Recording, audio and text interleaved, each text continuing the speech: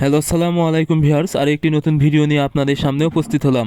আজকের ভিডিওতে মূলত আমি আলোচনা করব প্রচণ্ড শীতকালে প্রচণ্ড বাতাস হলে কোয়েল পাখিকে কিভাবে ঠান্ডার হাত থেকে রক্ষা করবেন এবং কোয়েল পাখিকে যেন ঠান্ডাজনিত কোনো সমস্যা না হয় সেক্ষেত্রে কী করণীয়। আপনারা যারা কোয়েল পাখি পালন করেন, এখন কিন্তু প্রচণ্ড শীতকাল এবং এই শীতকালে কিন্তু বাতাস হচ্ছে, আর এই বাতাস কিন্তু কোয়েল পাখির জন্য অনেক বিপজ্জনক। কারণ কোয়েল পাখি কিন্তু ঠান্ডা সহজে সহ্য করতে পারে না। এজন্য অবশ্যই আপনারা যারা কোয়েল পাখি পালন করতেছেন, এই ঠান্ডার হাত থেকে কোয়েল পাখিকে রক্ষা করতে অবশ্যই কিছু বিষয়ে সতর্কতা থাকতে হবে। কারণ একটু যদি অসতর্কতা অবলম্বন করেন সেক্ষেত্রে কিন্তু কোয়েল পাখি বিভিন্ন রোগে আক্রান্ত হয়ে যেতে পারে, বা ঠান্ডা যদি লেগে যায় তাহলে কিন্তু রানীক্ষেত বা সর্দি বা ঠান্ডাজনিত যে কোনো ধরনের রোগে আক্রান্ত হতে পারে। এজন্য কোয়েল পাখিকে সুস্থ রাখতে অবশ্যই কিছু বিষয় গুরুত্ব সহকারে দেখতে হবে।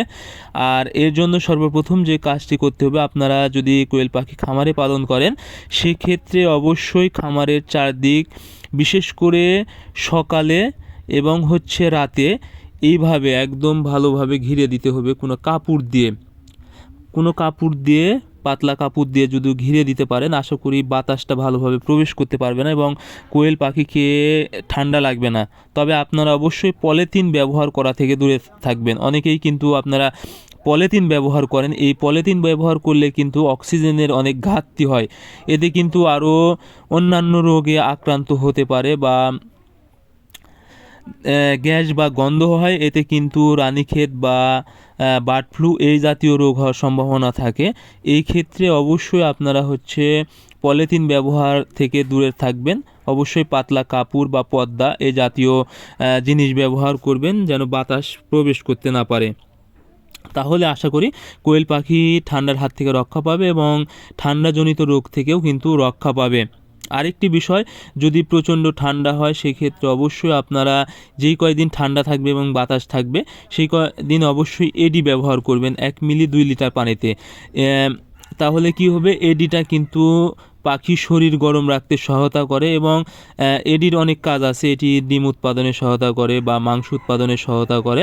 এতে কিন্তু দেখা যাবে ডিমের প্রোডাকশনও ঠিক থাকবে শীতকালে এবং শীতের হাত থেকেও রক্ষা করবে। এই জন্য অবশ্যই আপনারা এই শীতে এডি ব্যবহার করবেন 1 মিলি 2 লিটার পানিতে একবেলা করে। আর আরেকটি বিষয়, সেটা হলো শীতকালে আপনারা যদি রানীক্ষেতের ভ্যাকসিন না করা থাকে অবশ্যই রানীক্ষেতের ভ্যাকসিন করে দিবেন। এতে কিন্তু রানীক্ষেত রোগ হওয়ার সম্ভাবনা অনেক কম থাকবে। আর অবশ্যই আমুসয়ের ডোজটাও করে দিবেন। আমুসর ওষুধ আপনারা অ্যাম্প্রোল এবং সিপ্রোফ্লক্স এই দুইটি ওষুধ ব্যবহার করতে পারেন।